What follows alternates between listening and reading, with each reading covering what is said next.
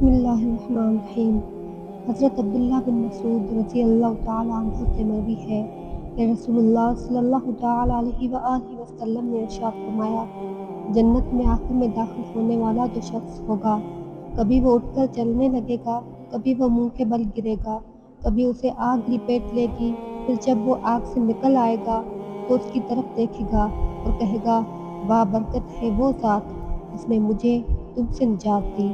اللہ تعالیٰ نے مجھے ایسی چیز یعنی نعمت عطا کی ہے جو اول و آخر کسی کو نہیں دی ہوگی۔ اس کے لیے ایک درخت دکھائی دے گا، وہ کہے گا، اے میرے رب، مجھے اس درخت کے نزدیک کر دے، میں اس کا سایہ حاصل کر سکوں اور اس کے پانی میں سے چند گھونٹ پی لوں۔ اللہ عز و جل فرمائے گا، اے ابن آدم، ممکن ہے میں تمہارا یہ مطالبہ پورا کر دوں تو تم اس کے علاوہ کسی اور چیز کا مطالبہ کر دو۔ وہ کہے گا، نہیں اے رب، اور عہد کرے گا کہ اس کے علاوہ کوئی اور مطالبہ نہیں کروں گا، اور اس کا رب اس کا عذر قبول کر لے گا کیونکہ وہ دیکھے گا کہ اس سے صبر نہیں ہو رہا۔ اللہ اسے اس درخت کے قریب کر دے گا، وہ اس کا سایہ حاصل کرے گا اور اس کا پانی پیے گا۔ پھر اسے ایک دوسرا درخت دکھائی دے گا جو اس سے بھی بہتر ہوگا، وہ کہے گا، اے میرے رب، مجھے اس کے قریب کر دے تاکہ میں اس کا پانی پی سکوں اور اس کے سائے سے لطف اندوز ہو سکوں، میں اس کے علاوہ تجھ سے کوئی اور مطالبہ نہیں کروں گا۔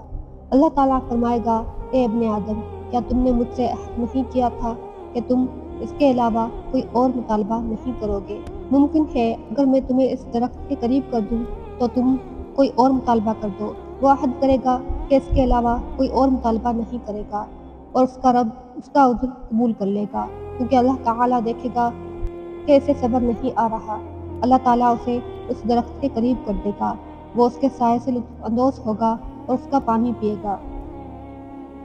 پھر جنت کے دروازے کے پاس ایک اور درخت دکھائی دے گا جو پہلے دونوں درختوں سے زیادہ خوبصورت ہوگا۔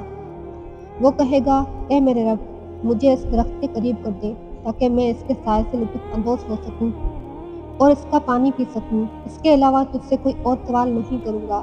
اللہ تعالیٰ فرمائیں گے، اے ابن آدم، کیا تم نے مجھ سے معاہدہ نہیں کیا تھا کہ تم اس کے علاوہ کوئی اور مطالبہ نہیں کرو گے؟ وہ کہے گا، کیوں نہیں، اے میرے رب، بس یہ اس کے علاوہ کوئی اور سوال نہیں کروں گا، اور اس کا رب اس کا عذر قبول کر لے گا کیونکہ اللہ تعالیٰ دیکھے گا کہ اسے صبر نہیں آ رہا۔ اللہ تعالیٰ اسے اس کے قریب کر دے گا۔ جب اللہ تعالیٰ اسے اس درخت کے قریب کر دے گا تو وہ جنت والوں کی آوازیں سنے گا، کہے گا، اے میرے رب، مجھے اس میں داخل کر دے۔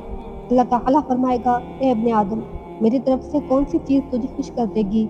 کیا تمہیں ایک دنیا اور اس کے ساتھ اپنی دوسری دنیا دے دوں تو کیا راضی ہو جاؤ گے؟